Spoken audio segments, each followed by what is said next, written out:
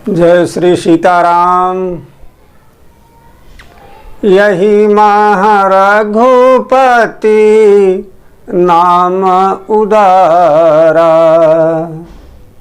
अति पावन पुराण श्रुति सारा। मंगल भवन अमंगल हारी, उमा सहित जही जपत पुरारी। ये जो आज का प्रसंग है उसमें सीताराम का नाम जो है उदार नाम, कारुण्य नाम, मृदुल, सुभाषित, अजर अमर, जो दृष्टि में नहीं आता है, उस नाम का सार तत्व है मंगल को करने वाला, अमंगल को हरने वाला, जिसको उमा सहित भगवान भोलेनाथ हमेशा जपते हैं। चर्चा के दौरान जब तक राम नाम का पुट ना हो, राम नाम रूपी अमृत वाणी में घुला मिला ना हो, तब तक रस कहाँ मिलता है। जीवन का रस नहीं है, नीरस हो जाता है। देखिए, बहुत सुंदर नारी हो और करोड़ों रुपए की आभूषण से सुसज्जित की गई हो, लेकिन उसकी सुंदरता बगैर वस्त्र के नहीं है। विधु बदनी सब भांति संवारी, सोहन बसन बिना नर नारी। बिना वस्त्र के नर और नारी की सुंदरता निखर करके आती नहीं है।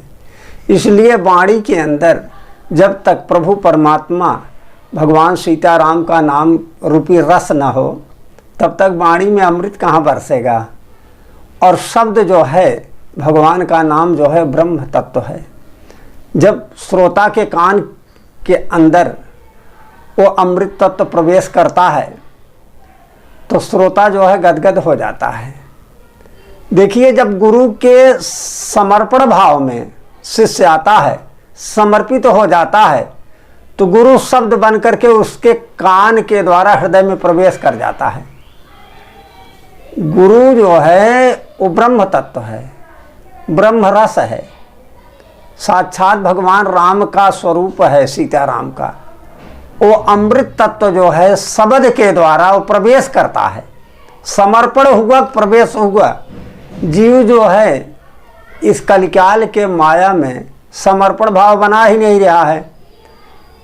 जैसे पतिव्रता नारी अपने पति की सेवा में समर्पण भाव रखती है, एक सेवक जो है मालिक के प्रति समर्पण भाव रखता है, तो उसका विशेष तरक्की, उन्नति और उसका दृष्टि जो है वो चमकदार अपने आप स्वतः हो जाती है। उसी प्रकार से भाषा के अंदर चर्चा के दौरान देखिए, सरल भाषा में आपको बताया जा रहा है। भाषा के द्वारा भगवान का, परमात्मा का, ईश्वर का, निरंजन का, अखिलेश्वर का, जगन नियंता का, जो निर्गुण और सगुण दोनों तत्वों में निहित है, सर्वव्यापक है, वो समर्पण भाव से हृदय कमल में कान के द्वारा, दृष्टि के द्वारा, नासिका के द्वारा, हमारे अंदर जो खुले हुए छिद्र हैं उनके द्वारा वो प्रवेश करता है। और प्रवेश करते ही आनंद का भाव आ जाता है, जागृति आ जाती है, उमंग आ जाता है। हृदय सिंधु मत सीप समाना, स्वाति शारदा कहाँ सुजाना। जो बरसई बरबार विचारू, होई कवित मुक्ता मन चारू। सीप का मुंह अगर खुला होता है, स्वाति का एक बूंद जल गिरता है तो मोती बन जाता है, मुक्ता मणि बन जाता है। उसी प्रकार से जब हमारा हृदय कमल निर्मल होता है, श्रेष्ठ जनों, गुरुजनों की शब्द वाणी जो है हृदय में जब प्रवेश करती है, तो मुक्ता मणि बन जाती है। और उस मुक्ता मणि को यहाँ जुगुत वेद पिन पोई हैं, रामचरित बरताग, और पहिरे सज्जन विमल उर, शोभा अति अनुराग। जिनका हृदय निर्मल है, वो रामचरित मानस रूपी धागे में उस मोती को पिरो करके हृदय और गले, कमर में, शरीर में वो जब लपेटते हैं तो उनकी सुंदरता जो है निखर जाती है। यही साधुता है, यही हमारे जीवन का पूर्ण रूप से प्रगति क्या, उत्तम चरित्र का निर्माण करने के लिए जब तक भी कोई सहारा नहीं होगा तब तक आप जो है रास्ता से भ्रमित हो जाएंगे, पथभ्रष्ट हो जाएंगे।